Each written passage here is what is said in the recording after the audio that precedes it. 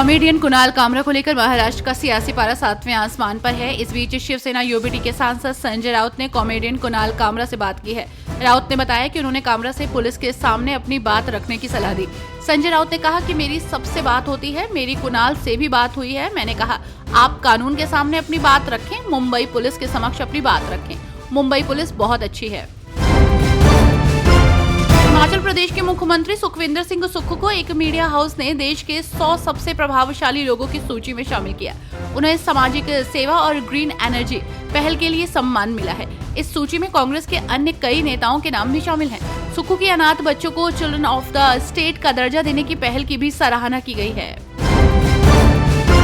केंद्रीय गृह मंत्री अमित शाह ने कांग्रेस सांसद राहुल गांधी द्वारा संसद के कामकाज को लेकर की गई आलोचना पर तीखा हमला बोला। उन्होंने कहा कि जब लोकसभा में उन्हें बोलने के लिए समय दिया गया था, तब नेता प्रतिपक्ष वियतनाम में थे। इसके साथ ही उन्होंने कर्नाटक में सिद्धारमैया सरकार द्वारा अनुबंधों में मुसलमानों को 4% कोटा देने को लॉलीपॉप बताया है। बॉलीवुड अभिनेता सैफ अली खान पर हमले के आरोपी शरीफुल इस्लाम शहजाद ने मुंबई सत्र न्यायालय में जमानत के लिए याचिका दायर की है। शरीफुल के वकील ने दावा किया है कि उनके मुवक्किल के खिलाफ दर्ज मामला पूरी तरह से झूठा है।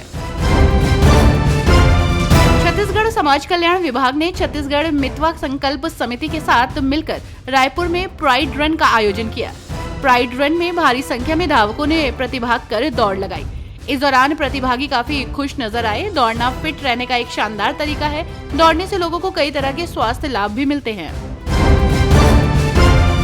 बीजेपी पर भ्रष्टाचारियों को बचाने के आरोप पर प्रवीण खंडेलवाल ने कहा कि ये मामला न्यायपालिका का है और सुप्रीम कोर्ट ने स्वयं इसमें संज्ञान लिया है। सरकार या भाजपा का इससे कोई लेना देना नहीं है। लेकिन एक बात निश्चित है कि हमारे सभी स्तंभ, चाहे वो न्यायपालिका हो या कार्यपालिका, सभी में शुचिता की आवश्यकता है।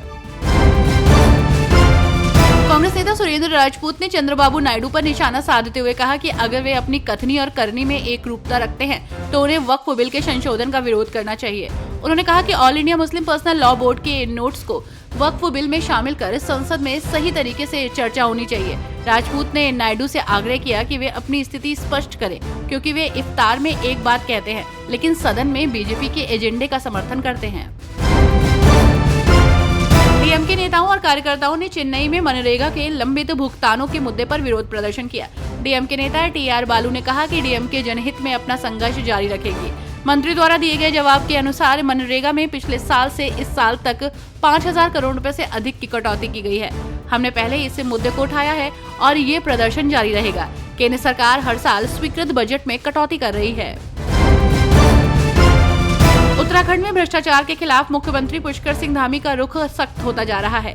पिछले 3 वर्षों में उनके कार्यकाल में 66 कर्मचारियों को ट्रैप किया गया है और 72 भ्रष्टाचारियों को हिरासत में लिया गया है। मुख्यमंत्री ने भ्रष्टाचार की शिकायतों पर कड़ी कार्रवाई के निर्देश दिए हैं। भ्रष्टाचार रोकने के लिए हर विभाग नोडल अधिकारी बनाएगा और उन्हें प्रशिक्षण भी देगा। पश्चिम बंगाल के मालदा जिले के मोथाबारी में सांप्रदायिक हिंसा की रिपोर्ट कलकत्ता हाई कोर्ट ने मांगी है। दूसरे दिन की हिंसा के बाद सीमा सुरक्षा बल जवानों को मौके पर तैनात किया गया है। दंगाइयों ने गाड़ी और दुकानों में तोड़फोड़ की। अब तक 34 आरोपियों को गिरफ्तार किया गया है। जिले के 3 इलाकों में इंटरनेट सेवा बंद कर दी गई है।